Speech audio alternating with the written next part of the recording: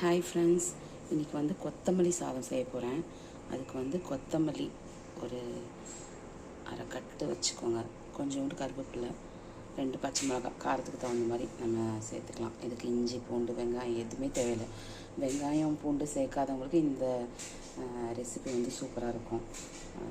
கொத்தமல்லி, பச்சை மிளகாய், கருவேப்பிலை, அதோட உப்பு சேர்த்து நல்லா நைஸாக அரைச்சி பேஸ்ட்டாக வைக்கணும். ஃபஸ்ட்டு அதை நான் பேஸ்ட் பண்ணிவிட்டு உங்களுக்கு காமிக்கிறேன். இந்த கொத்தமல்லி பேஸ்ட்டு இப்படி தான் அரைக்கணும். கொஞ்சம் லைட்டாக தண்ணி ஊற்றி அரைச்சிக்கலாம். லைட்டாக கொத்தமல்லி, பச்சை மிளகாய், உப்பு, கொஞ்சம் கருவேப்பிலை, காரத்துக்கு தகுந்த மாதிரி பச்சை மிளகாய் நீங்கள் பார்த்து சேர்த்துக்கோங்க.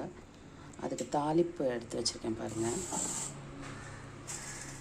கடுகு, கடலைப்பருப்பு, கொஞ்சம் கருவேப்பிலை, கடலை, முந்திரி. பசங்களுக்கு நம்ம பேக் பண்ணுறதுனால 4 முந்திரி சேர்த்துக்கலாம். தாளிக்கையில் இதெல்லாம் சேர்த்துட்டு தாளிச்சிட்டு அதுக்கப்புறம் என்ன பண்ணணும்னு நான் சொல்கிறேன். தாளிக்கிறதுக்கு 1 ஸ்பூன் எண்ணெய் விட்டுருக்கேன். அதோட ஒரு அரை ஸ்பூன் நெய் சேர்த்துக்கலாம். நெய் சேர்த்துட்டு கடுகு, கடலைப்பருப்பை ஃபஸ்ட்டு தாளிச்சிக்கலாம்.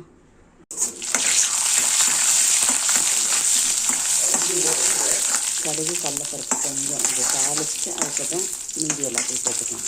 கடலை, முந்திரி, கருவேப்பிலை 3 நான் சேர்க்குறேன்.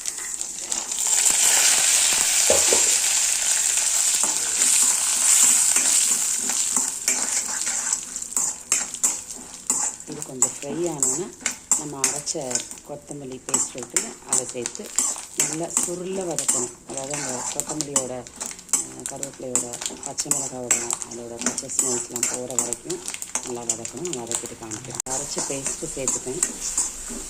சேர்த்துட்டு கம்மியாக தான் இருக்கும். நம்ம இதில் வடித்த சாதத்தை போட்டு கிளறினோம்னா ரைஸ் கரெக்டாக வந்துடும். நல்லா இன்னொரு 2 to 3 minutes நல்லா வதங்கினதுக்கப்புறம் சுவிட்ச் ஆஃப் பண்ணிவிட்டு சாதத்தை வடித்து நல்லா ஆற வச்சு அதுக்கப்புறம் இதில் மிக்ஸ் பண்ணணும். அதையும் நான் உங்களுக்கு காமிக்கிறேன்.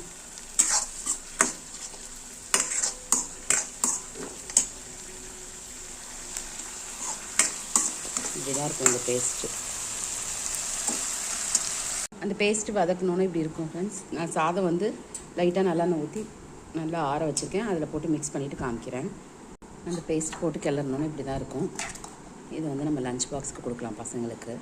நான் வந்து தொட்டுக்கிறதுக்கு வாழைக்காய் ஃப்ரை பண்ணியிருக்கேன். பொட்டேட்டோ ஃப்ரை, வாழைக்காய் ஃப்ரை, அந்த மாதிரி எந்த ஃப்ரை பண்ணாலும் இந்த சாதத்தோடு நல்லாயிருக்கும். நீங்களும் ட்ரை பண்ணுங்கள். ட்ரை பண்ணிவிட்டு எப்படி இருக்குன்னு சொல்லுங்கள். நம்ம போட்ட முந்திரி, கடலைப்பருப்பு எல்லாம் சூப்பராக இருக்கும். இன்றைக்கி லஞ்ச் வந்து கொத்தமல்லி ரைஸ் ப்ளஸ் வாழைக்காய் ஃப்ரை.